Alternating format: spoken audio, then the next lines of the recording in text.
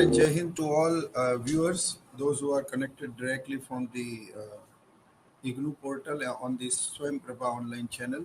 Myself, Dr. Vinod Bina, once again welcomes you in the online lecture series. આજના આપણા લેક્ચરમાં આપણે રાષ્ટ્રીય આવક તેની વિભાવના, તેનો અર્થ અને તેની ગણતરીની વિવિધ મર્યાદાઓની ચર્ચા કરીશું. તમે જાણો છો તેમ રાષ્ટ્રીય આવક એ કોઈ પણ રાષ્ટ્ર માટે એક ખૂબ જ મહત્વનું આર્થિક વિકાસનું માપદંડ છે, પેરામીટર છે, ઇન્ડિકેટર છે. જે રીતે કોઈ વ્યક્તિ વિશેષની આવક પરથી તેની આર્થિક સ્થિતિનો ખ્યાલ આવે છે, તે જ રીતે કોઈ પણ રાષ્ટ્રની રાષ્ટ્રીય આવક પરથી તે દેશની આર્થિક સદ્ધરતાનો ખ્યાલ આવે છે. તે દેશ વિકસિત છે, અલ્પ વિકસિત છે, તે દેશ વિકસતું અર્થતંત્ર છે, એ એની આર્થિક પારાસીસી સમાન રાષ્ટ્રીય આવકને માનવામાં આવે છે. વિશ્વના જેટલા પણ ધનિક દેશો છે તેમની રાષ્ટ્રીય આવક ખૂબ જ વધારે છે ભારત કરતાં, અને ભારત અને બીજા અલ્પ વિકસિત અને વિકસતા રાષ્ટ્રોની રાષ્ટ્રીય આવક એ વિકસિત રાષ્ટ્ર જેમ કે European Nations, America, Canada, Australia, Japan જેવા દેશો કરતાં ખૂબ જ ઓછી છે. તો સામાન્ય રીતે એવું માનવામાં આવે છે કે જે દેશોની રાષ્ટ્રીય આવક વધારે હોય તે દેશ વિકસિત હોય, જે દેશની રાષ્ટ્રીય આવક ઓછી હોય તે દેશ વિકસતું કે અલ્પ વિકસિત અર્થતંત્ર હોય. માટે રાષ્ટ્રીય આવક એ ખૂબ જ મહત્વની વિભાવના છે, એક આંતરરાષ્ટ્રીય તુલના માટે પણ અને કોઈ પણ વિશ્વના દેશની અર્થતંત્રની સંકલ્પનાને સમજવા માટે પણ અને વિશ્વના દેશોના આર્થિક વિકાસને માપવાના માપદંડ તરીકે પણ. અને એટલા જ માટે રાષ્ટ્રીય આવકના આ ખ્યાલને ઊંડાણપૂર્વક સમજવું જરૂરી છે.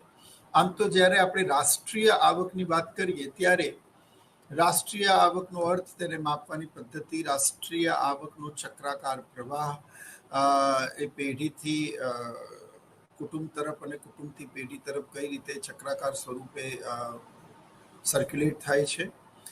તે પછી રાષ્ટ્રીય આવકની વિવિધ વિભાવનાઓ, એની સંકલ્પના, એના કન્સેપ્ટ જેમ કે જીડીપી, એનડીપી, આ બધા જે ખ્યાલો છે એ ખ્યાલો, તે પછી રાષ્ટ્રીય આવકની ગણતરીની વિવિધ પદ્ધતિઓ, કારણ કે રાષ્ટ્રીય આવકને 3 બાજુઓ ધરાવતો હીરો કહેવામાં આવે છે, એને ગણવાની 3 પદ્ધતિઓ છે.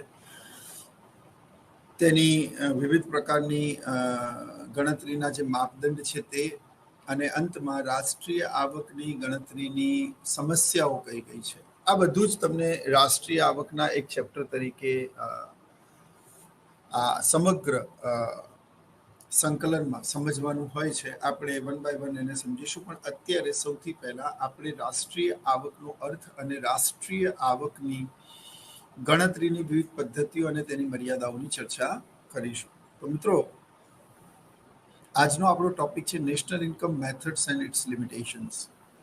આનું ફોર્મેટ છે introduction, definition, various methods to calculate the national income, its limitations and the conclusion. પ્રસ્તાવના, રાષ્ટ્રીય આવકની વ્યાખ્યા, રાષ્ટ્રીય આવક ગણતરીની વિવિધ પદ્ધતિઓ, રાષ્ટ્રીય આવકની મર્યાદાઓ અને અંતમાં તેની સમીક્ષા. તો સૌથી પહેલા આપણે રાષ્ટ્રીય આવકની વ્યાખ્યાને સમજીશું. મિત્રો, રાષ્ટ્રીય આવકની વ્યાખ્યા શું છે? National income is the addition of total income earned by 4 factors of production in a 1 year. ઉત્પાદનના ચારે સાધનોને વર્ષ દરમિયાન પ્રાપ્ત થતી કુલ આવકના સરવાળાને દેશની રાષ્ટ્રીય આવક કહે છે. એટલે રાષ્ટ્રીય આવક શું છે? તો કે ચારે સાધનોને પ્રાપ્ત થતી આવકનો કુલ સરવાળો છે. તમે જાણો છો તેમ કોઈ પણ દેશ પાસે 4 સાધનો હોય: જમીન, મૂડી, શ્રમ, નિયોજક. એની ચર્ચા હમણાં આપણે આગળ એની માપવાની પદ્ધતિઓમાં સમજીશું. તો જમીન, મૂડી, શ્રમ, નિયોજક. Whatever the countries, America, Afghanistan, Bharat or Pakistan, every country is having a 4 factors of production, that is land, labor, capital and entrepreneur. આ જે 4 સાધનો છે, આ 4 સાધનો લેન્ડ, લેબર, કેપિટલ એન્ડ એન્ટ્રપ્રિન્યોર, આ ચારેય સાધનોને ઉત્પાદનની પ્રક્રિયામાં સામેલ થવા માટે વિવિધ સ્વરૂપે વળતર મળે છે. જેમ કે જમીનને ભાડું, મૂડીને વ્યાજ, શ્રમને વેતન અને નિયોજકને નફો મળે છે. આ ચારેયને મળતી આવકનો સરવાળો કરવાથી આપણને જે આંક મળે તેને તે દેશની રાષ્ટ્રીય આવક કહેવાય છે. મિત્રો, રાષ્ટ્રીય આવકને 3 બાજુઓ ધરાવતો હીરો કહેવાય છે. 3 પાસાઓ વાળો ડાયમંડ ઓફ 3 ડાયમેન્શન. એને ગણવાની 3 પદ્ધતિઓ છે. એટલે આ 3 વ્યાખ્યાઓ મેં એક આવકની પદ્ધતિથી, એક ઉત્પાદનની પદ્ધતિથી અને ખર્ચની પદ્ધતિથી સમજાવવાનો પ્રયત્ન કર્યો છે. એટલે એ 3 પદ્ધતિઓ પણ થાય, 3 વ્યાખ્યા પણ થાય. તો પહેલી વ્યાખ્યા, રાષ્ટ્રીય આવક એ ઉત્પાદનના ચારે સાધનોને વર્ષ દરમિયાન પ્રાપ્ત થતી આવકનો કુલ સરવાળો છે. ઇંગ્લિશમાં એને એમ કહીશું કે national income is the addition of total income earn by 4 factors of production in 1 year. બીજી જે વ્યાખ્યા છે કે national income is the addition of total market price of goods and services produced by 4 factors of production in 1 year. ઉત્પાદનના ચારે સાધનોને વર્ષ દરમિયાન જેટલી પણ ચીજ વસ્તુઓનું ઉત્પાદન એ લોકોએ કર્યું હોય, જેમ કે આ વોચ છે, સ્પેક્સ છે, કપડાં છે, તમામ પ્રકારની વસ્તુઓ જે આપણે રોજિંદા જીવનમાં ઉપયોગ કરીએ છીએ, એ દરેક વસ્તુની એક ચોક્કસ બજાર કિંમત, એક બજાર મૂલ્ય હોય છે. આ તમામ પ્રકારના બજાર મૂલ્યનો સરવાળો કરવાથી આપણને જે આંક પ્રાપ્ત થાય છે તેને તે દેશની રાષ્ટ્રીય આવક કહેવાય છે. તો national income is the addition of total market price of goods and services produced by 4 factors of production in 1 year. એટલે નિશ્ચિત સમયગાળાનો ઉલ્લેખ કરવો પણ ખૂબ જ જરૂરી છે મિત્રો. તો રાષ્ટ્રીય આવક એ ઉત્પાદનના ચારે સાધનો દ્વારા ઉત્પન્ન થયેલી ચીજ વસ્તુઓ અને સેવાઓના કુલ બજાર મૂલ્યનો સરવાળો કરતા પ્રાપ્ત થાય છે. તો આ ઉત્પાદનની દ્રષ્ટિએ રાષ્ટ્રીય આવકની વ્યાખ્યા થઈ. ત્રીજી જે વ્યાખ્યા છે તે છે national income is the addition of total expenditure made by 4 factors of production in 1 year. રાષ્ટ્રીય આવક એ ઉત્પાદનના ચારે સાધનોને પ્રાપ્ત થતી આવકમાંથી તેમણે કરેલા કુલ ખર્ચનો સરવાળો છે. મિત્રો, ફિશર અને કાર્લોન નામના અર્થશાસ્ત્રીએ વ્યાખ્યા આપી. તેમણે એવું કહ્યું કે ખર્ચની દ્રષ્ટિએ પણ રાષ્ટ્રીય આવકને ગણી શકાય. તેની વ્યાખ્યા એ લોકોએ એવી રીતે આપી કે આપણે પહેલી વ્યાખ્યામાં ભણ્યા કે whatever countries America, Afghanistan, Bharat और Pakistan, every country is having a 4 factors of production, that is land, labor, capital and entrepreneur. આ ચારે સાધનોને વર્ષ દરમિયાન પ્રાપ્ત થતી આવકમાંથી તેમણે કરેલા ખર્ચનો સરવાળો કરતા જે આંક મળે છે તેને તે દેશની રાષ્ટ્રીય આવક કહે છે. એટલે રાષ્ટ્રીય આવક જે રીતે ઉત્પાદનના ચારે સાધનોને પ્રાપ્ત થતી આવકનો સરવાળો કરવાથી મળે છે, એ જ રીતે ઉત્પાદનના ચારે સાધનોને મળતી આવકમાંથી તેમણે કરેલા ખર્ચનો સરવાળો કરવાથી પણ મળે છે. એટલે national income is the addition of the total expenditure made by the 4 factors of production in 1 year. તો ઉત્પાદનના ચારે સાધનોએ વર્ષ દરમિયાન કુલ આવકમાંથી કરેલા ખર્ચનો સરવાળો કરતા જે આંક મળે છે તેને ખર્ચની દ્રષ્ટિએ ગણેલી રાષ્ટ્રીય આવક કહેવામાં આવે છે. તો મિત્રો, આપણે 3 વ્યાખ્યા સમજ્યા, 3 પદ્ધતિઓ છે રાષ્ટ્રીય આવકની ગણતરીની. એની હવે આપણે ચર્ચા કરીશું. એકવાર ફરી આ જોઈ લઈએ. National income is the addition of the total income earn by 4 factors of production in 1 year. National income is the addition of the total market price of the goods and services produced by 4 factors of production in 1 year. And national income is the addition of total expenditure made by the 4 factors of production in 1 year. રાષ્ટ્રીય આવક એ ઉત્પાદનના ચારે સાધનોને પ્રાપ્ત થતી આવકનો સરવાળો છે. રાષ્ટ્રીય આવક એ ઉત્પાદનના ચારે સાધનોએ વર્ષ દરમિયાન ઉત્પન્ન કરેલી ચીજ વસ્તુઓ અને સેવાઓનું કુલ બજાર મૂલ્ય છે. રાષ્ટ્રીય આવક એ વર્ષ દરમિયાન ઉત્પાદનના ચારે સાધનોએ કરેલા કુલ ખર્ચના સરવાળાનો યોગ છે. આ રાષ્ટ્રીય આવકને માપવાની 3 પદ્ધતિઓ છે. એટલે એની 3 વ્યાખ્યાઓ છે. હવે રાષ્ટ્રીય આવકને ગણવાની કઈ પદ્ધતિઓ છે? તો various methods to calculate the national income. રાષ્ટ્રીય આવકની ગણતરીની વિવિધ પદ્ધતિઓ. તેમાં સૌથી પહેલા છે ઇન્કમ મેથડ. જે પ્રોફેસર પિગુએ આપી. હવે પ્રોફેસર પિગુએ જે આવકની દ્રષ્ટિએ રાષ્ટ્રીય આવકનો ખ્યાલ આપ્યો, એમાં તમે જોઈ શકો છો કે સૌથી પહેલા છે લેન્ડ, તો જમીન. મેં શું કહ્યું હતું કે whatever the countries America, Afghanistan, Bharat or Pakistan, every country is having a 4 factors of production, that is land, labour, capital and entrepreneur. તો ઉત્પાદનના ચારે સાધનો જમીન, મૂડી, શ્રમ અને નિયોજક. અહીંયા જમીન, શ્રમ, મૂડી અને નિયોજક, આ ચારેય સાધનો ભેગા મળીને વર્ષ દરમિયાન ઉત્પાદન શક્ય બનાવે છે. ખરેખર રાષ્ટ્રીય આવક એ આ ચારેય સાધનોના સહિયારા પ્રયત્નોનું પરિણામ છે. આ ચારેય સાધનો એ ઉત્પાદનના સાધનો એટલા માટે કહેવાય છે કારણ કે તેના વગર ઉત્પાદન શક્ય નથી. પરંતુ આ ચારેય સાધનોને ઉત્પાદનની પ્રક્રિયામાં જોડાવા બદલ અલગ અલગ સ્વરૂપે વળતર મળે છે. જેમ કે જમીનને ભાડું, મૂડીને વ્યાજ, શ્રમને વેતન અને નિયોજકને નફો. તો પ્રોફેસર પિગુએ એવું કહ્યું કે ઉત્પાદનના ચારેય સાધનો જમીન, મૂડી, શ્રમ અને નિયોજક એમને મળતી આવકનો સરવાળો કરતા આપણને જે આવક મળે છે તેને તે દેશની રાષ્ટ્રીય આવક કહેવાય છે. હવે રાષ્ટ્રીય આવકની ગણતરીની આ સૌથી પહેલી પદ્ધતિ છે. હવે એમાં તમે જોઈ શકો છો કે આ જ પદ્ધતિ પરથી મેં રાષ્ટ્રીય આવકની વ્યાખ્યાની પણ ચર્ચા કરેલી. ઉત્પાદનના ચારેય સાધનોને પ્રાપ્ત થતી આવકમાંથી તેમને ભરેલા ખર્ચ અને ડેપ્રિસિએશનને બાદ કરતા જે આવક મળે તેને ચોખ્ખી રાષ્ટ્રીય આવક કહેવાય છે. પરંતુ સામાન્ય રીતે આવકની દ્રષ્ટિએ ગણેલી રાષ્ટ્રીય આવકમાં ઉત્પાદનના ચારેય સાધનોને ઉત્પાદનની પ્રક્રિયામાં જોડાવા બદલ અલગ અલગ સ્વરૂપે વળતર પ્રાપ્ત થાય છે. અને આ ચારેય સાધનોમાં જમીનને ભાડું, મૂડીને વ્યાજ, શ્રમને વેતન, નિયોજકને નફો મળે છે. આમ તો નિયોજકને ખોટ પણ થઈ શકે, પરંતુ અહીંયા આપણે આવકની વાત કરીએ છીએ માટે આપણે અહીંયા પ્રોફિટની ચર્ચા કરીએ છીએ. તો ઉત્પાદનના ચારેય સાધનોને પ્રાપ્ત થતી આવક એટલે કે ભાડું, વ્યાજ,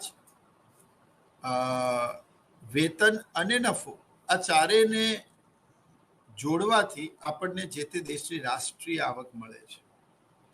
કાં તો કોઈક વ્યક્તિ જેની જમીન અને અમુક મિલકતો હોય જેને એને ભાડે આપેલી હોય, કાં તો તે ખાનગી અથવા તો સરકારી નોકરી જોબ કરતો હોય, કાં તો તેનો વ્યાજનો ફિનાન્સનો બિઝનેસ હોય અને તેના પૈસા વ્યાજે ચાલતા હોય, કાં તો તેનો પોતાનો કોઈ બિઝનેસ હોય, પોતાનો નાનો મોટો કારોબાર હોય કે એ કોઈ વ્યવસાય સાથે જોડાયેલો હોય. તો આ ચારમાંથી જ કોઈ હોય અને આ ચારેય સાધનોને પ્રાપ્ત જે કંઈ પણ આવક થાય છે તેનો સરવાળો કરવાથી જે તે દેશની રાષ્ટ્રીય આવક આપણને પ્રાપ્ત થાય છે. હવે આ રાષ્ટ્રીય આવક તમે આવકની પદ્ધતિથી ગણો, ઉત્પાદનની પદ્ધતિથી ગણો કે ખર્ચની પદ્ધતિથી ગણો, તમને રાષ્ટ્રીય આવકનો આંક એક સરખો જ આવે છે મિત્રો. એટલે રાષ્ટ્રીય આવકની પદ્ધતિથી ગણો, ઉત્પાદન કે ખર્ચ, ત્રણેય રીતે ગણો તો યોગ એક સરખો આવે. એટલા માટે જ રાષ્ટ્રીય આવકને the coins of a three side or the diamond of the three dimension એવું પણ કહેવામાં આવે છે. તો મિત્રો, રાષ્ટ્રીય આવક એ ત્રણ બાજુઓ ધરાવતો સિક્કો છે. અલગ અલગ દેશો પોતાની અનુકૂળતા પ્રમાણે અલગ અલગ પદ્ધતિથી પોતાની રાષ્ટ્રીય આવકની ગણતરી કરતા હોય છે. આમાં ઘણી બધી આંતરરાષ્ટ્રીય એજન્સીઓ પણ સામેલ હોય છે.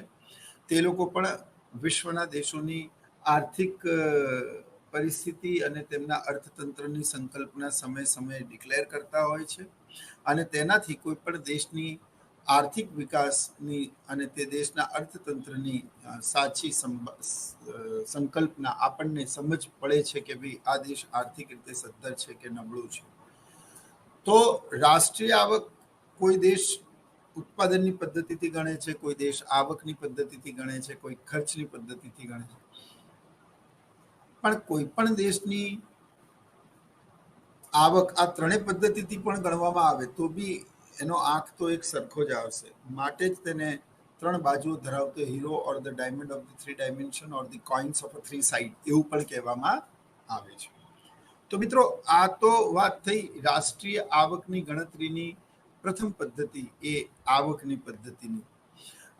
આવકની પદ્ધતિમાં મેં કહ્યું તેમ સરકાર દ્વારા નાખવામાં આવતા વિવિધ કરવેરા અને અન્ય પ્રકારના ખર્ચાઓ બાદ કરતા જે આંક મળે છે તેને ચોખ્ખી રાષ્ટ્રીય આવક કહેવામાં આવે છે. એટલે gross income and net income, these are the two concept. ઉત્પાદનની દ્રષ્ટિએ રાષ્ટ્રીય આવકની ગણતરી જે પ્રોફેસર માર્શલે આપી તે રાષ્ટ્રીય આવકની ગણતરીની બીજી પદ્ધતિ છે. તેમણે કહ્યું કે ઉત્પાદનના 4 સાધનો છે. ફરી એકવાર, land, labour, capital and entrepreneur. આ ચારેય સાધનોને ઉત્પાદનની પ્રક્રિયામાં સામેલ થવા બદલ અલગ અલગ સ્વરૂપે વળતર મળે છે, જેમ કે જમીનને ભાડું, મૂડીને વ્યાજ, શ્રમને વેતન, નિયોજકને નફો. આ ચારેય સાધનોને પ્રાપ્ત થતી આવક જે છે એ આવકનો નો સરવાળો કરતા આપણને આવકની દ્રષ્ટિએ રાષ્ટ્રીય આવક મળે છે. પરંતુ આ ચારેય સાધનો જે ઉત્પાદનના સાધનો છે તેના વગર કોઈ પણ વસ્તુનું ઉત્પાદન ક્યારેય પણ શક્ય નથી. હવે તમે સમજો કે રાષ્ટ્રીય આવક. તો મિત્રો, કોઈ પણ વસ્તુ XYZ કોઈ પણ વસ્તુનું ઉત્પાદન કરવા માટે તમારે જમીન જોઈશે. આપણે હવામાં ઉત્પાદન કરી શકીશું નહીં. બીજું, મૂડી જોઈશે. વિટામિન M વગર કોઈ પણ આર્થિક પ્રવૃત્તિ શક્ય છે નહીં. અર્થશાસ્ત્ર એ નાણાંનું શાસ્ત્ર છે, એટલે કે નાણાં વગર કોઈ પણ આર્થિક પ્રવૃત્તિ શક્ય નથી, અને જો એ શક્ય હોય તો તે આર્થિક પ્રવૃત્તિ નથી. શ્રમ, તમે કહો કે સર એ તો મશીન દ્વારા પણ ઉત્પાદન થાય. અરે મશીન પણ બનાવી તો માનવે જ ને, ઉપરથી કોઈ નારદ તો મૂકી નતા ગયા. અને એ મશીનમાં કોઈ પ્રોબ્લેમ પણ આવે છે તો માણસ જ તો એને ઠીક કરે છે.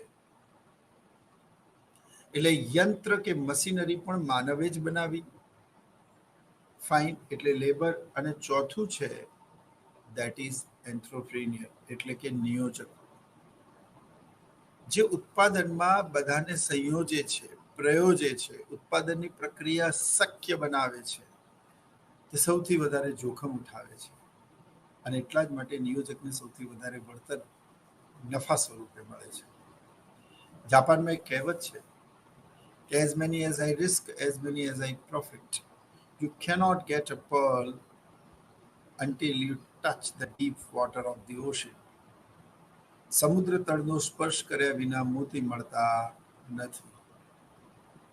તો ધ થિંગ ઇઝ કે સૌથી વધારે જોખમ જો મૂડીને વળનારું વ્યાજ નેગેટિવ ના હોય, શ્રમને મહિનો પૂરો થાય તમારી પેઢી નફો કરે કે નુકસાન, તમારે શ્રમિકોને વેતન ચૂકવવું જ પડે, બેંકનું વ્યાજ ભરવું જ પડે, એનું EMI આવે તો શ્રમિકોને વેતન આપવું જ પડે, તમારે જમીનનું કે મકાનનું ભાડું જે થતું હોય એ આપવું જ પડે. ઉનાળામાં કે દિવાળી વેકેશનમાં તમારી સંસ્થા, તમારું ઇન્સ્ટિટ્યૂટ, તમારું પ્રોડક્શન યુનિટ બંધ હોય તેમ છતાં but you have to pay the rent on an exact date which is decided by the two parties. તો અહીંયા આ બધાની આવક લગભગ પ્લસ જ હોય છે.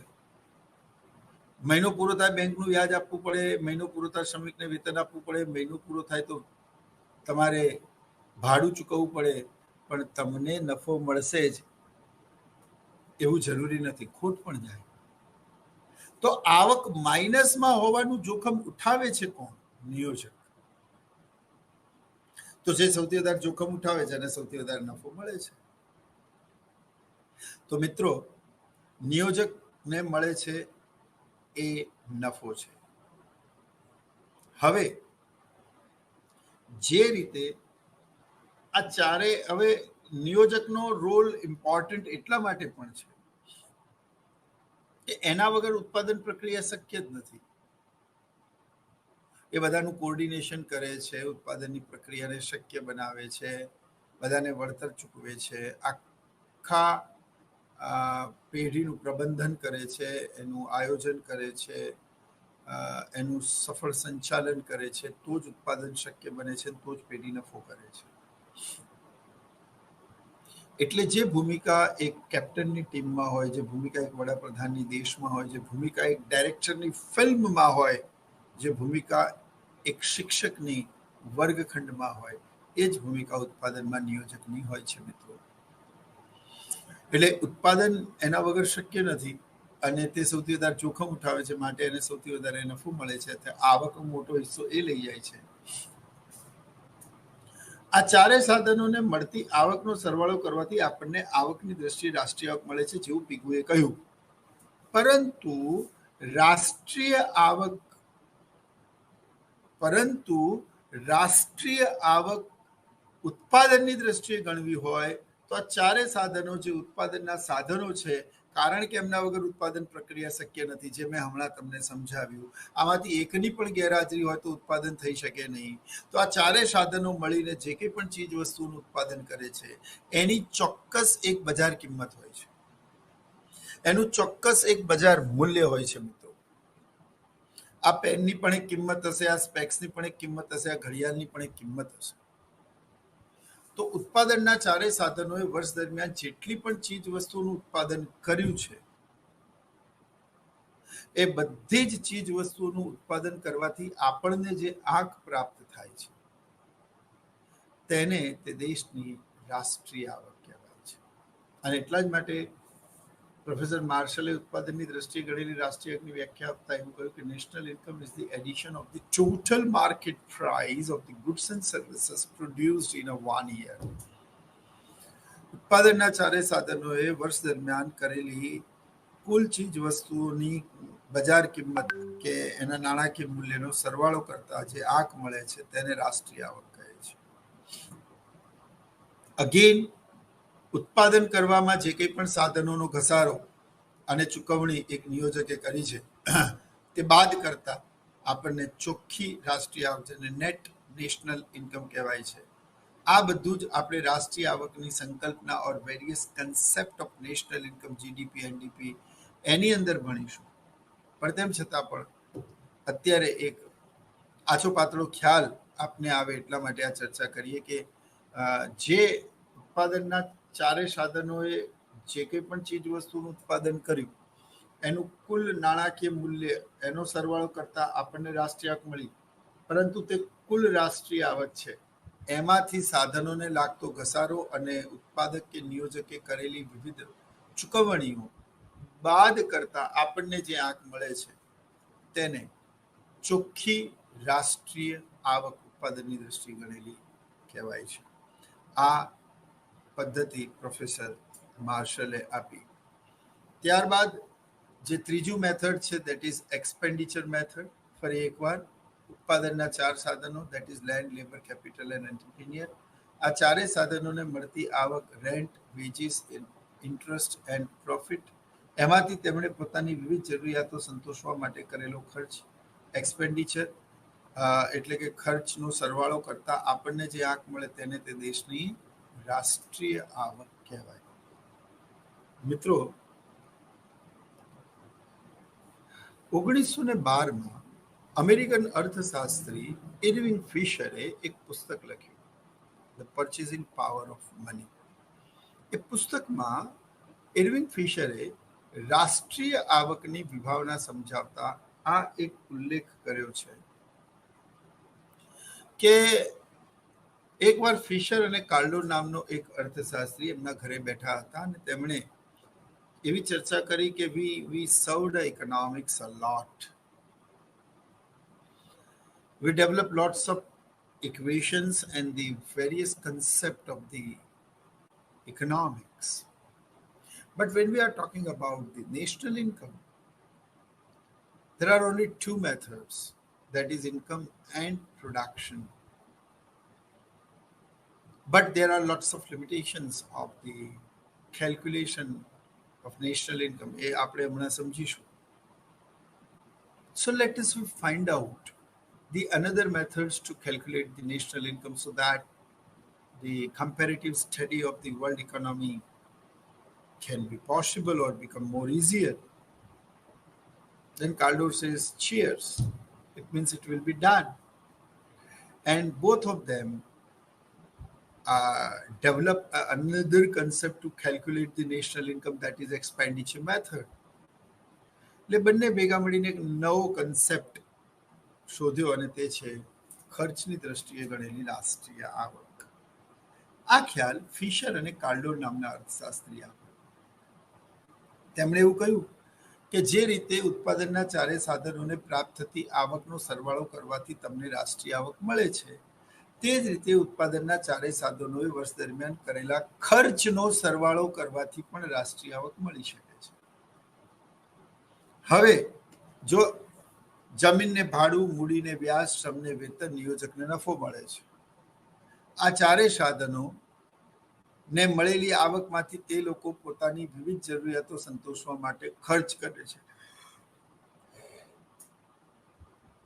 જેમ કે તમારા ફાધરની મિલકતો ભાડે આપેલી હોય તો તે પણ ખર્ચ કરશે. તમારા ફાધર જો ગવર્મેન્ટ કે પ્રાઇવેટ જોબ કરતા હોય તો વેતન મળે એમાંથી પણ તે લોકો પોતાની વિવિધ જરૂરિયાતો સંતોષવા માટે ખર્ચ કરે. જો આપના ફાધરનો ફાઇનાન્સનો બિઝનેસ હોય, નાણાં વ્યાજે ફરતા હોય તો એમાંથી પણ આવક પ્રાપ્ત થાય, અથવા તો આપના ફાધરનો પોતાનો કોઈક બિઝનેસ હોય, તે પાર્ટનરશિપમાં હોય અને એમાંથી પણ એમને આવક પ્રાપ્ત થતી હોય. આ આવકનો દરેક વ્યક્તિ પોતાની વિવિધ જરૂરિયાતો સંતોષવા માટે શું કરે છે તો કે ખર્ચ કરે છે. તો આ જે ખર્ચ કરવામાં આવે છે એ ખર્ચનો સરવાળો કરતા આપણને જે આંક મળે છે તેને તે દેશની ખર્ચની દ્રષ્ટિએ ગણેલી રાષ્ટ્રીય આવક કહેવાય છે. અને આ મેથડ ફિશર અને કાર્ડોર નામના અર્થશાસ્ત્રીએ આપી હતી. પરંતુ મિત્રો, ખર્ચની દ્રષ્ટિએ ગણેલી આ રાષ્ટ્રીય આવકની એક બહુ મોટી મર્યાદા છે. અને એ મર્યાદા એ છે, જો આ ઇન્ટરેક્ટિવ લેક્ચર હોત તો હું કદાચ આપને પૂછત,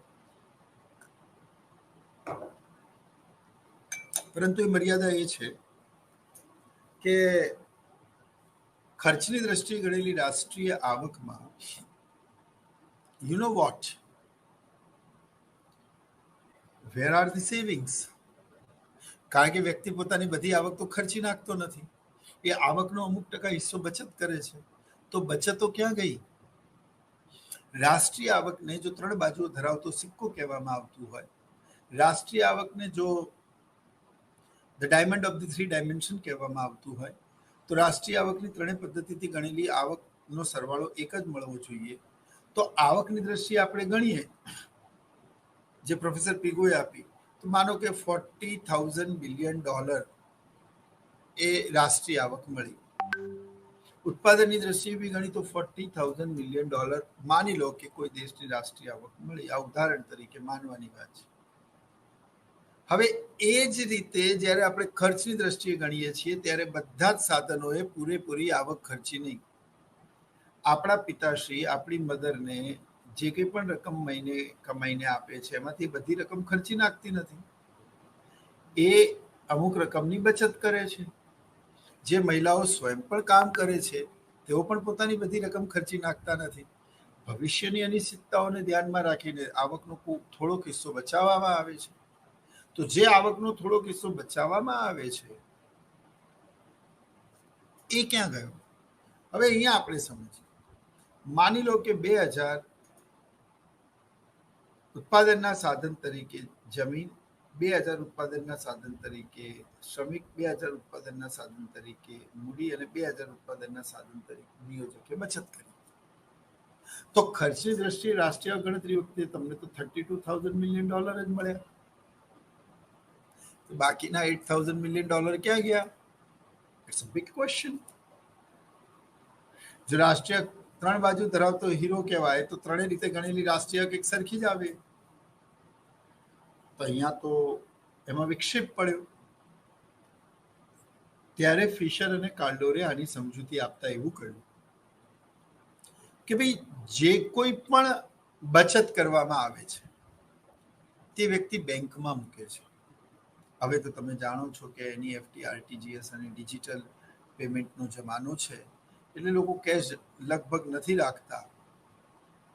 એ યુપીઆઈથી, ફોન પે, ગૂગલ પે, આનાથી વિવિધ એપ્લિકેશનનો ઉપયોગ કરીને તેઓ પે કરે છે. બીજું, બેંકમાં પડેલા રકમ એ સુરક્ષિત છે અને ઉપરથી બેંક તમને વ્યાજ પણ ચૂકવે છે. તો ઘરમાં પૈસા મૂકી રાખીને રિસ્ક કેમ ઉઠાવવું? તો એમણે એવું કીધું કે વ્યક્તિ જે કંઈ પણ બચત કરે છે, માનો કે $8,000 મિલિયન એ બચત થઈ, એ બેંકમાં મૂકે છે. બેંક કોઈ સેવા કરતી સંસ્થા તો છે નહીં. સમાજમાં ફાજલ પડેલી બચતો નીચા વ્યાજે સ્વીકારી જરૂરિયાતમંદ લોકોને ઊંચા વ્યાજે ધિરાણ કરતી નાણાકીય સંસ્થાને આપણે બેંક કહીએ છીએ. ઓકે, એને આપણે બેંક કહીએ છીએ. આનો અર્થ એવો થયો કે ઉત્પાદનના ચારે સાધનોને પ્રાપ્ત થતી આવકનો સરવાળો કરવાથી આપણને જે આવક મળે છે તેને રાષ્ટ્રીય આવક કહેવાય છે. અને બેંક એ સમાજમાં ફાજલ પડેલી બચતો નીચા વ્યાજે સ્વીકારી જરૂરિયાતમંદ લોકોને ઊંચા વ્યાજે ધિરાણ કરતી નાણાકીય સંસ્થા છે. તો તમે જે બેંકમાં પૈસા મૂક્યા બચત સ્વરૂપે, એ બેંક પોતાની પાસે મૂકી રાખશે નહીં. બેંક એનું કોઈકને કોઈક વ્યક્તિને તો ધિરાણ કરશે જ. હવે જે વ્યક્તિએ ધિરાણ લીધું છે એ બેંક પાસેથી ધિરાણ લઈને પોતાના ઘરની તિજોરીમાં મૂકી દેશે કે ભાઈ 5 વર્ષ પછી આ બેંકનો લોન ટેન્યુઅર પૂરો થશે કે એનો ટાઈમ પૂરો થશે ત્યારે અમે જઈને આપી દઈશું. એવું તો છે જ નહીં. વ્યક્તિએ કોઈક ને કોઈક હેતુ માટે તો લીધા જ હશે. હવે એ માનો કે કોઈ પોતાના ધંધામાં રોકાણ કરે છે. મૂડી રોકાણ પણ એક પ્રકારનું ખર્ચ છે એવું આપણે જાણીએ છીએ. અને કોમર્સ અને આર્ટ્સમાં ભણતા વિદ્યાર્થીઓ મૂડીરોકાણના ખર્ચથી અવગત હોય. ફિશરે પણ એવું કીધું કે વ્યક્તિ જ્યારે બચત કરે છે, માનો કે $8,000 million we have to received, તો એ બેંકમાં મૂકી, બેંકે એનું ધિરાણ કર્યું. જે વ્યક્તિ ધિરાણ લીધું એણે એનું મૂડીરોકાણ કર્યું. મૂડીરોકાણ એક પ્રકારનું ખર્ચ છે. તો 32 + 8 = 40,000. આ રીતે રાષ્ટ્રીય આવકની ગણતરીની ત્રીજી પદ્ધતિ એટલે કે ખર્ચની પદ્ધતિને વાચા મળી અને તેને માન્યતા પ્રાપ્ત થઈ. અને આ રીતે રાષ્ટ્રીય આવકની ગણતરીની ત્રીજી પદ્ધતિ, અને એટલા જ માટે રાષ્ટ્રીય આવકને 3 બાજુ ધરાવતો સિક્કો કહેવાય છે. કે તમે આવકની પદ્ધતિથી ગણો, ઉત્પાદનની પદ્ધતિથી ગણો કે ખર્ચની પદ્ધતિથી ગણો, તમને રાષ્ટ્રીય આવક એક સરખી જ પ્રાપ્ત થાય છે. ફાઇન. તો આ રાષ્ટ્રીય આવકની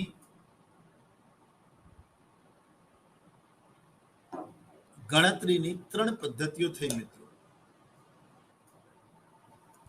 હવે આપણે જેવું સમજીએ છીએ એવું સરળ નથી.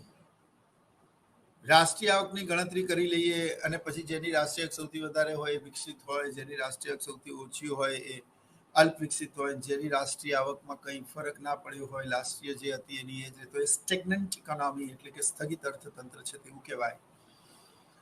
તો મિત્રો, રાષ્ટ્રીય આવક 3 બાજુ ધરાવતો હીરો છે કે રાષ્ટ્રીય કે 3 બાજુ ધરાવતો સિક્કો છે. અને એની ગણવાની 3 પદ્ધતિઓ આપણે આટલી સરસ રીતે સમજ્યા. એમાં રાષ્ટ્રીય આવક અને ચોખ્ખી રાષ્ટ્રીય આવકનો ખ્યાલ પણ સમજ્યા. પણ તમે જેવું સમજો છો એટલું આ સરળ નથી. It's not as easy as it already seems. But you know what? કે રાષ્ટ્રીય આવક ગણતરી કરતી વખતે ઘણી બધી બાબતોનું ધ્યાન રાખવું પડે છે, જેને રાષ્ટ્રીય આવકની મર્યાદાઓ પણ કહેવામાં આવે છે. એની ચર્ચા આજે બહુ મહત્વની છે. તો રાષ્ટ્રીય આવકની જે પદ્ધતિ છે એની ગણતરીની અમુક મર્યાદાઓ છે, અને એ મર્યાદાઓ કઈ કઈ છે એ આપણે સમજીએ. તો સૌથી પહેલી મર્યાદા છે સ્વ વપરાશ. તો સ્વ વપરાશની કઈ મર્યાદાઓ છે? So what do you mean by self consumption? સ્વ વપરાશ. તો મિત્રો, ઉત્પાદનની દ્રષ્ટિએ જે રાષ્ટ્રીય આવકની ગણતરી આપણે સમજ્યા, આ બહુ ઇન્ટરેક્ટિવ લેક્ચર છે, બહુ મજા આવે જો છોકરાઓ મારી સામે હોય તો. બટ યુ નો વોટ, આપણે અત્યારે સ્વયંપ્રભા પોર્ટલથી જોડાયેલા છીએ, એટલે આપણે એને એ રીતે સમજીશું, વર્ષ દરમિયાન એક ખેતરમાં જેટલું પણ ઉત્પાદન થયું, હવે એક ઉદાહરણથી સમજીએ. સ્વવપરાશ શું, self consumption, how it is a big limitations of the national income, you know. તો મને જવાબ આપો કે એક ખેડૂત છે, એના ત્યાં 100 કિલો ઘઉંનું ઉત્પાદન થયું. ફાઇન. એમાંથી એણે 70 કિલો ઘઉંનું વેચાણ કર્યું અને એને અમુક પૈસા મળ્યા. 30 કિલો ઘઉં એ પોતાના ઘરની વપરાશ માટે, ખાવા માટે, સ્વવપરાશ માટે લઈ ગયો. આને આ 30 કિલોને સ્વવપરાશ કહેવાય. બરાબર. હવે વાત એ છે કે રાષ્ટ્રીય આવકની ગણતરી કરતી વખતે આપણે 100 કિલો ઘઉં લેવાના, 70 કિલો ઘઉં લેવાના કે 30 કિલો ઘઉં લેવાના? તમે એવું કહેશો કે સર એણે 70 કિલો ઘઉંનું વેચાણ કર્યું ને એને આવક પ્રાપ્ત થઈ, એની એ આવક છે એટલે 70 કિલો લેવાના. આ ખોટો જવાબ છે. 100 કિલો ઘઉં લેવા પડે. માની લો કે એણે 100 કિલો ઘઉં સીધે સીધે વેચી દીધા હોત તો એને આવક તો 100 કિલોની મળતી કે નહીં? તો રાષ્ટ્રીય આવકની ગણતરી વખતે 100 કિલો લેવું જોઈએ ને. બીજી સમસ્યા તમે જુઓ, જે 30 કિલો ઘઉં એણે લીધા એ પણ એણે વજન કરીને નથી લીધા.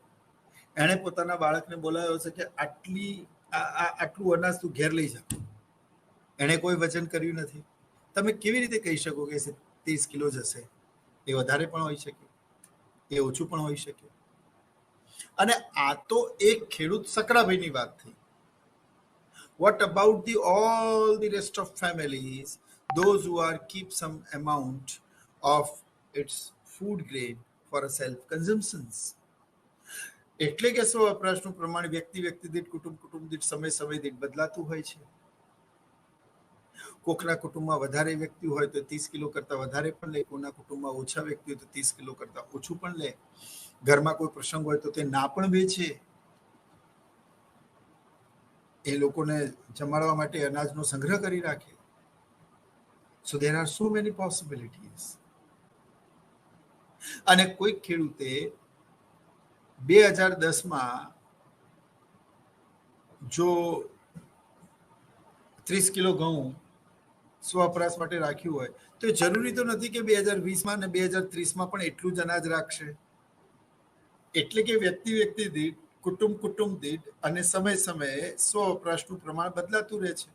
Then how can you calculate this? It is a huge problem to calculate the national income. We cannot know the exact proportion of the self-consumptions. You know.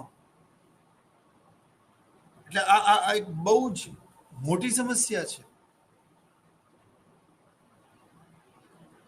એક બીજા ઉદાહરણ દ્વારા સમજીએ. મને સાંભળનારી બેન દીકરીઓ હોય, આપના લગ્ન થાય, આપના પતિ એ ડોક્ટર હોય, એ એક પેશન્ટને ચેક કરવાના 500 રૂપીસ કન્સલ્ટન્ટ ફીસ લે છે. એ પોતાના ક્લિનિક ઉપર છે અને એમણે તે દિવસે 10 પેશન્ટને ચેક કર્યા એટલે એ દિવસની એમની આવક 5,000 રૂપિયા થઈ. તમે માર્કેટમાં ગયા અને if you are not feeling well અને તમે ક્લિનિક પર પહોંચ્યા, તમને તમારા ડોક્ટર પતિએ ચેક કરીને એ જ પ્રિસ્ક્રિપ્શન દવા આપી જે એમને આગળના દર્દીને આપેલી કે અત્યારે વાયરલ ઇન્ફેક્શન ચાલે છે ને એક જેવી બીમારી છે.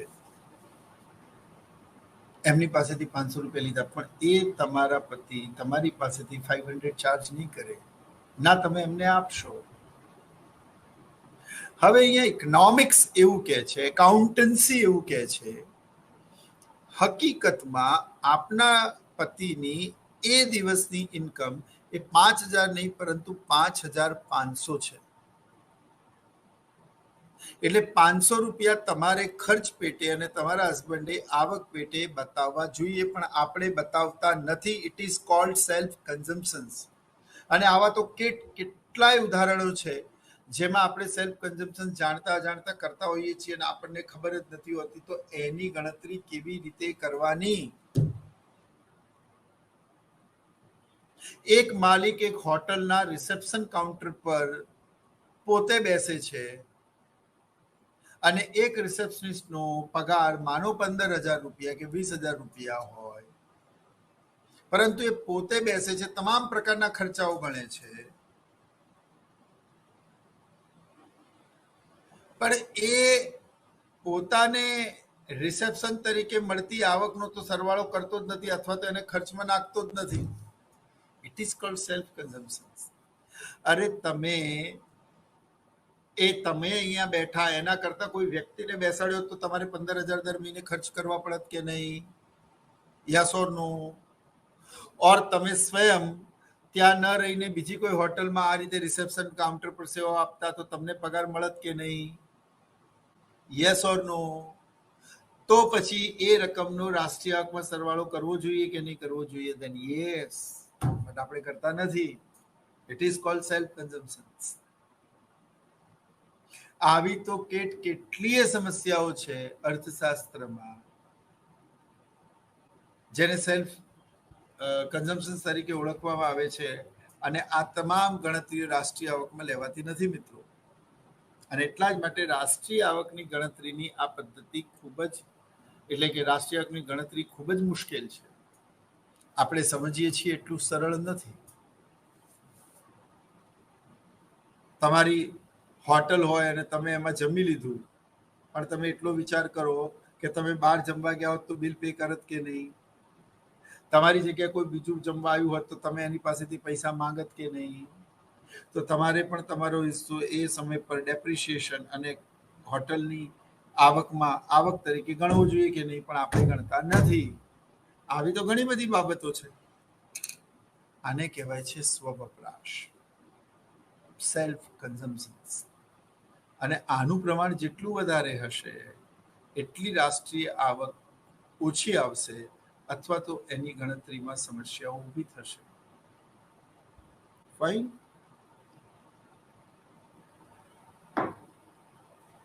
So, this is the first problem to calculate the national income. The second one is less education.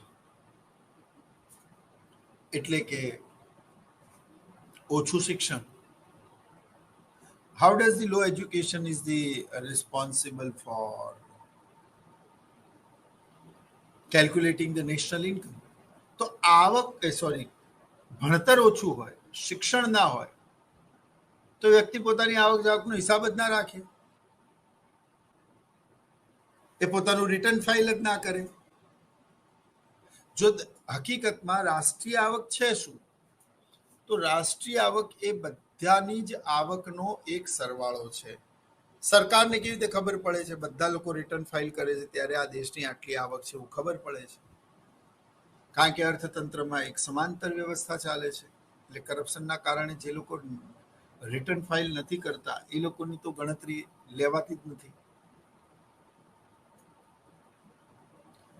તો જ્યાં શિક્ષણનું પ્રમાણ ઓછું હશે ત્યાં લોકો પોતાની આવક જાવકનો ચોક્કસ હિસાબ નહીં રાખે, અને ચોક્કસ હિસાબ જો એ લોકો નહીં રાખે તો રાષ્ટ્રીય આવકની ગણતરી કેવી રીતે થશે? એ લોકો રિટર્ન ફાઇલ નહીં કરે તો રાષ્ટ્રીય આવક મળશે નહીં. This is the only reason that it is very easy to calculate the national income in the developed countries where the literacy rate is so high. But the country, where the literacy rate is so less, so low, in that particular nation, it's very difficult to calculate the national income because huge number of the population are illiterate. And in such circumstances, if they are not able to maintain their record of their income and expenditure, then how can they make a return? એનું file કેવી રીતે કરશે return file? અને જો એ નહીં કરે તો પછી રાષ્ટ્રીય આવકની ગણતરી કેવી રીતે કરાશે? જો કે અમેરિકા, યુરોપ જેવા દેશોમાં મોટા ભાગના લોકો ભણેલા છે, શિક્ષિત છે, બધા લોકો પોતાની આવકનું રિટર્ન ફાઇલ કરે છે અને એટલા માટે તેમની આવક જાણી શકાય છે, તેનો સરવાળો કરીને દેશની કુલ રાષ્ટ્રીય આવક મેળવી શકાય છે.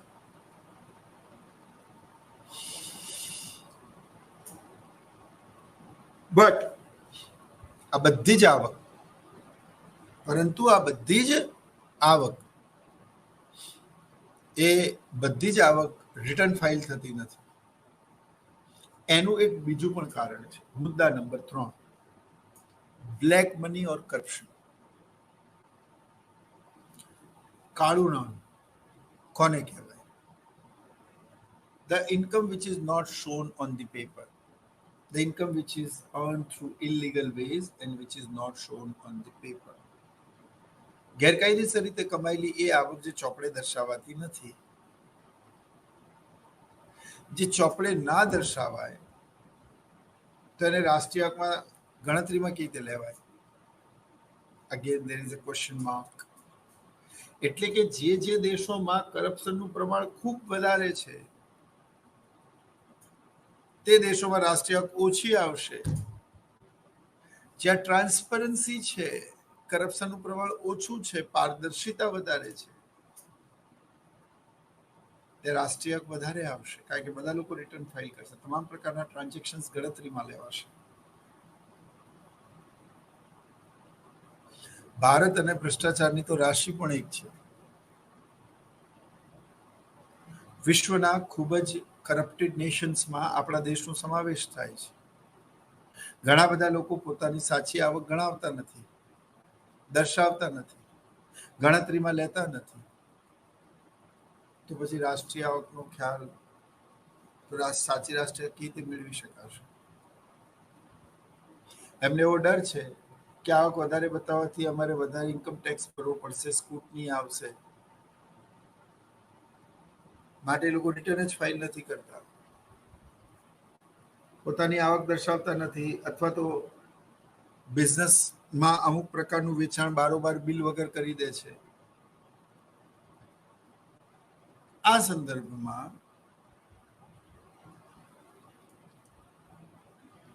રાષ્ટ્રીય આવકની ગણતરી કરવી બહુ મુશ્કેલ થઈ જાય છે.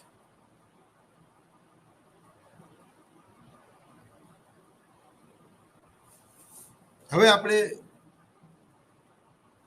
એક ઉદાહરણ દ્વારા સમજીએ. આપણે કોઈક જગ્યાએ કરપ્શનનું બહુ મોટું જે સોર્સ છે એ રિયલ એસ્ટેટ છે.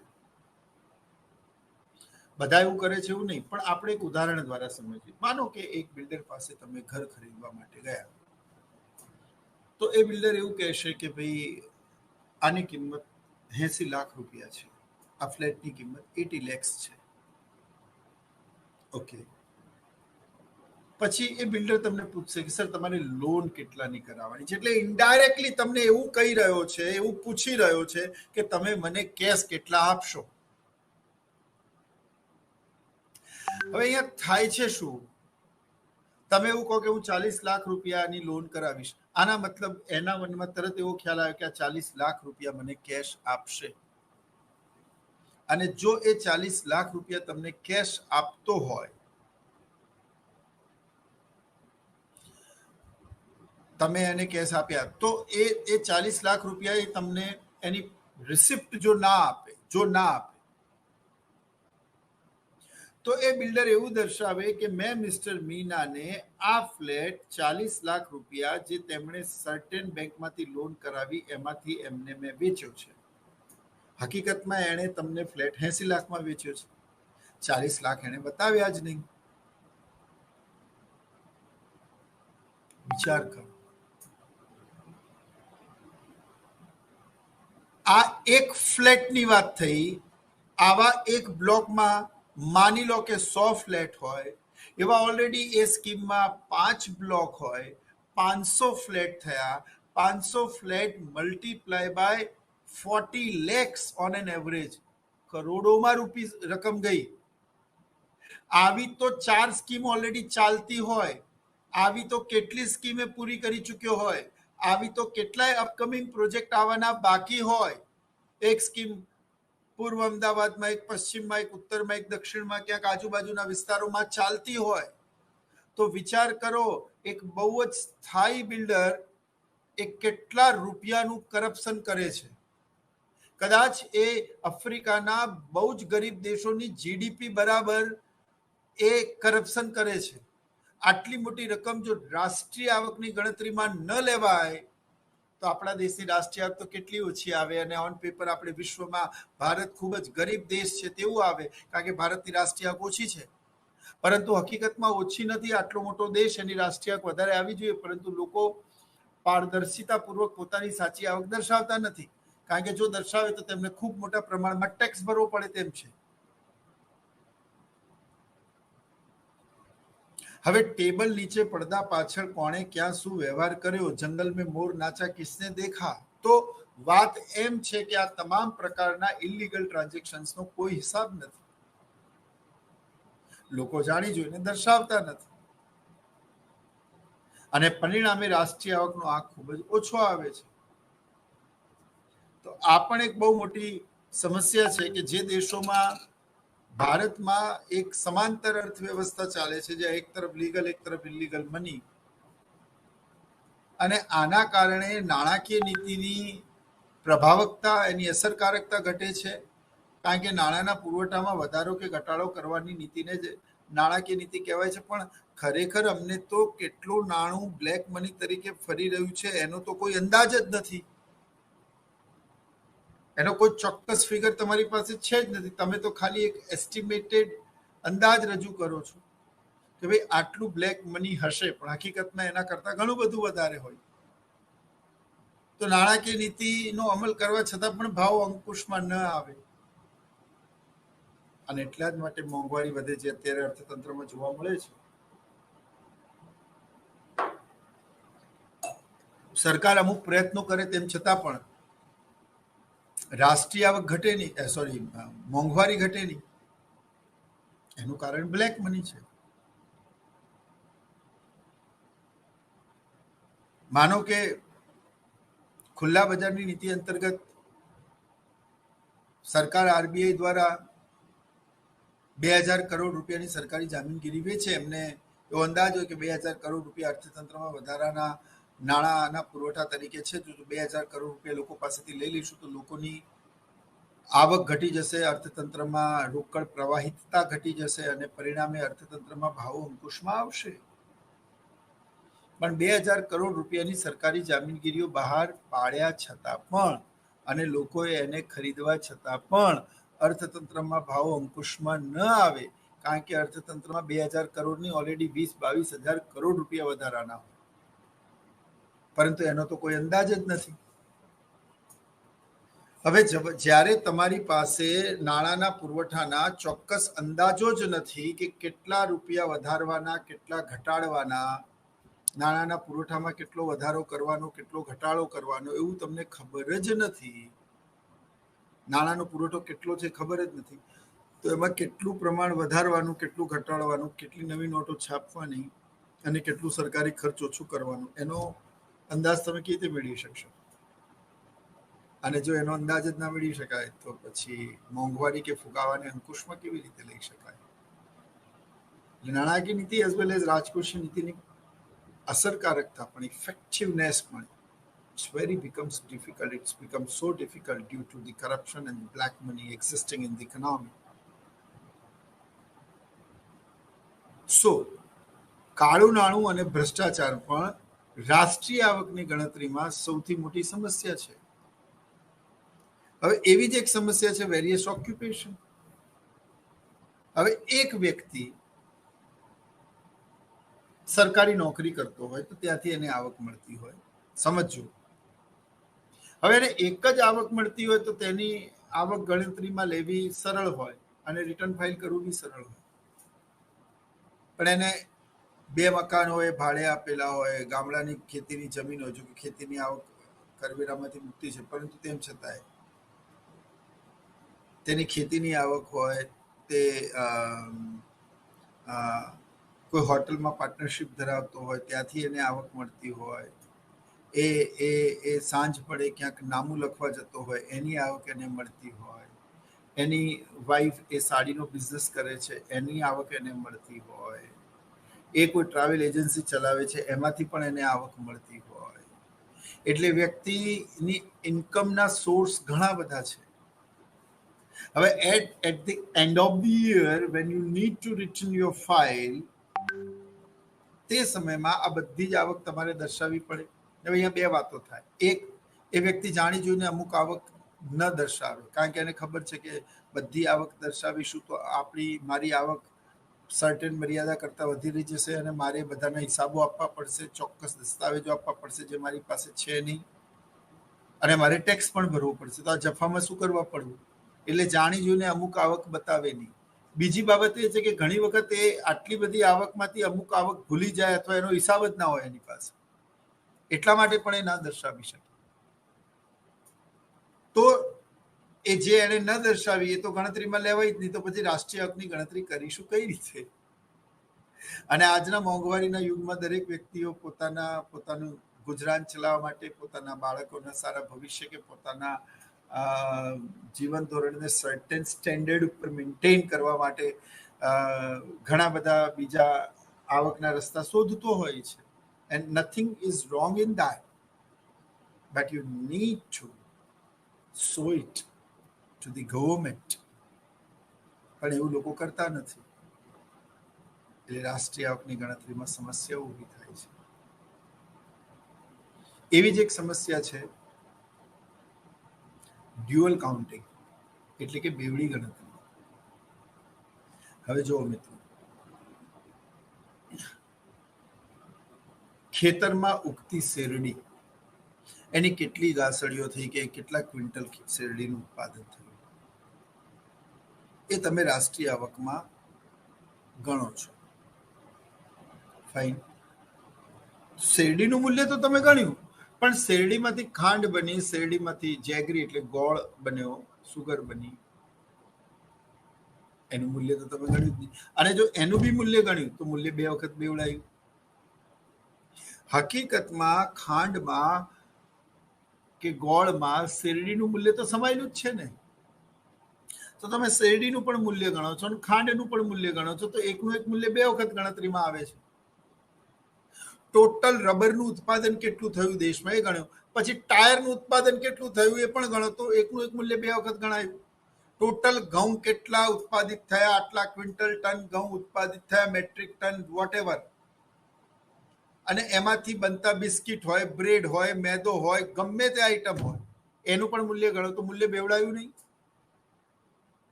અરે તમે તમાકુનું કેટલું ઉત્પાદન થયું એ પણ ગણો છો, કપાસનું કેટલું ઉત્પાદન થયું એ પણ ગણો છો, તમાકુમાંથી બનતી સિગારેટ અને ગુટકાનું મૂલ્ય પણ ગણો છો, અને કપાસમાંથી બનતા કાપડનું અને કપાસિયા તેલનું પણ મૂલ્ય ગણો છો. તો એકનું એક મૂલ્ય બેવડાયું, અને આ રીતે દરેક વખતે જો મૂલ્ય બેવડાય તો રાષ્ટ્રીય આવકની ગણતરીનો ખ્યાલ ખોટો આવે.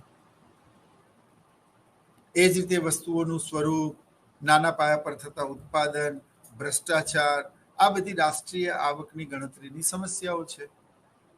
તો આઈ હોપ તમે આજના લેક્ચરમાં રાષ્ટ્રીય આવકને ગણતરીમાં લેવાની વિવિધ પદ્ધતિઓ અને તેની વિવિધ સમસ્યાઓની ખૂબ જ સુંદર સમજૂતી પ્રાપ્ત કરી છે. I hope you enjoy the lecture. આપણે આ ઓનલાઈન લેક્ચર સિરીઝમાં ફરી વખત ઇગ્નુના આજ મંચ ઉપર ફરી વખત મળીશું. ત્યાં સુધી બધાને જય હિન્દ અને નમસ્કાર.